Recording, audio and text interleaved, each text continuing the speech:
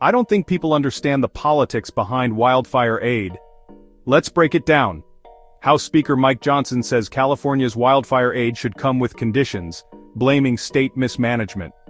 Democrats like Rep. Jared Moskowitz argue this politicizes disaster relief.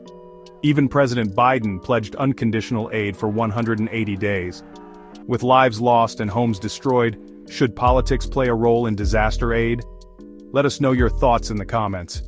Like and subscribe for more updates.